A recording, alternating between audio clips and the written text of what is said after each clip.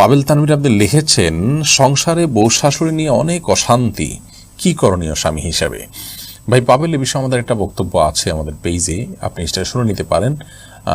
বিশেষ করে স্বামী স্ত্রী উভয়কে শোনার জন্য আহ্বান করা হয়েছে, এরকম একটা শিরোনামে বক্তব্য আছে, আপনি শুনে নেবেন।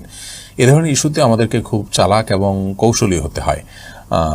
মাকেও ম্যানেজ করতে হবে, আবার স্ত্রীকেও ম্যানেজ করতে হবে, এবং উভয় জায়গাতেই আপনাকে কিছুটা মাকেও ম্যানেজ করতে হবে, আবার স্ত্রীকেও ম্যানেজ করতে হবে, এবং উভয় জায়গাতেই আপনাকে কিছুটা আপনার ঘুরিয়ে পেঁচিয়ে কথা বলা, এটার সুযোগ ইসলাম আপনাকে দিয়েছে। সেই সুযোগ আপনি গ্রহণ করতে পারেন এবং তাদের উভয়কে দিন চর্চা করতে আপনি উৎসাহী করবেন।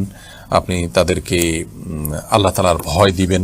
এই বিষয়গুলো যখন তাদের মধ্যে আপনি জাগ্রত করতে পারবেন, ইনশাআল্লাহ বিদিনিল্লাহ সহজ হবে। সেই সাথে দোয়াও করবেন। আর সবর তো আপনাকে ইখতিয়ার করতেই হবে। দুনিয়ার তো সবরের জায়গা, সবরের বিনিময়েই তো আমরা জান্নাত পাবো ইনশাআল্লাহ বিদিনিল্লাহ। অতএব এই পাটা এবং পুতার ঘষাঘষিতে মাঝখান থেকে আপনি যে কষ্ট করবেন, আপনি যদি আপনার ব্যবহার খারাপ না করেন, মায়ের সাথে আচরণ খারাপ না করেন, স্ত্রীর প্রতি আপনি দুর্ব্যবহার না করেন, কারোর অধিকার আপনি নষ্ট না করেন এবং সবর করেন, ইনশাআল্লাহ বিদিনের জন্য আপনি উত্তম বিনিময় আল্লাহর কাছে পাবেন। আতিকা মাহবুব আপনি লিখেছেন, আকিকার পশুর পেটে যদি বাচ্চা থাকে তাহলে কি সেটা দিয়ে আকিকা হবে? আকিকার পশুর পেটে বাচ্চা থাকলে, কোরবানের পশুর পেটে যেরকম বাচ্চা আছে, এই পশু দিয়ে আকিকা দিলে আকিকা হয়ে যাবে, এতে কোনো সন্দেহ নেই। কোরবানের পশুর পেটে যদি বাচ্চা পাওয়া যায় তাহলে সেটাকে জবাই করে দেওয়া হলো বিধান। হুমায়ুন কবির হীরা আপনি লিখেছেন, আমি আপনার সব ভিডিও আলোচনা শুনি, আপনাকে আল্লাহর জন্য ভালোবাসি, আল্লাহ আপনাকে ভালোবাসুক, এবং যে আল্লাহর জন্য আপনি আমাকে ভালোবেসেছেন, আপনার স্নেহ করেছেন, জাযাকুমুল্লাহ খাইর।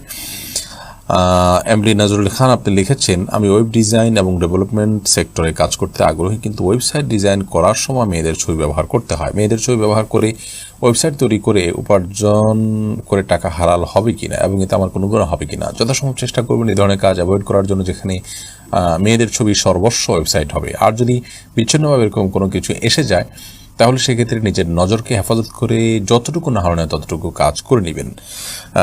আর যদি পরিপূর্ণ অ্যাভয়েড করতে পারেন সেটা হবে অবশ্যই আপনার তাকওয়ার দাবি। দেঘিমণি আইডি থেকে আপনি লিখেছেন, জাকাতের পুরো টাকাটি অগ্রিম দিয়ে দিয়েছি, এটা কি আদায় হবে?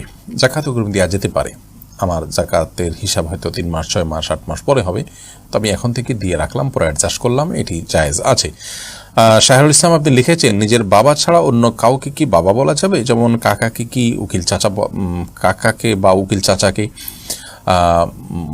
দেখুন, বিবাহের মধ্যে আসলে আমাদের সমাজে যে উকিল বাপের প্রথা আছে, এটি ইসলাম সমর্থিত বা ইসলাম নির্দিষ্ট কোনো বিষয় নয়, এটি আমাদের সমাজের কালচার।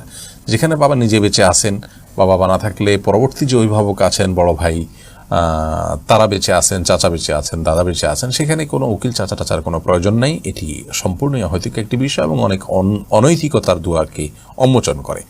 তবে শ্রদ্ধার জায়গা থেকে যদি আপনি আপনার শ্বশুরকে, আপনার চাচাকে বাবা বলে সম্বোধন করেন তাতে অসুবিধা নেই। নবী করিম সাল্লাল্লাহু আলাইহি ওয়াসাল্লাম বলেছেন, আমি তোমাদের জন্য বাবার পর্যায়ের, বাবার মতো, সেটি মর্যাদার দিক থেকে, দায়িত্বের দিক থেকে, অভিভাবকত্বের দিক থেকে তিনি বুঝিয়েছেন। অতএব সেভাবে আমরা সেই দৃষ্টিকোণ থেকে অন্য কাউকে বাবা বলতে পারি, কিন্তু আপনার জন্মদাতা বাবা বলে বোঝানো এমন কোনো ব্যক্তিকে যিনি আপনার জন্মদাতা বাবা নন, সেটি গুনাহের কথা। আল্লাহ বলেছেন, উদউহুম লিআবাহিম, মানুষের যে বাবা আছে তার দিকে সম্বোধন করে তাকে ডাকবে, এটাই আল্লাহর কাছে অধিকতর ন্যায়সঙ্গত।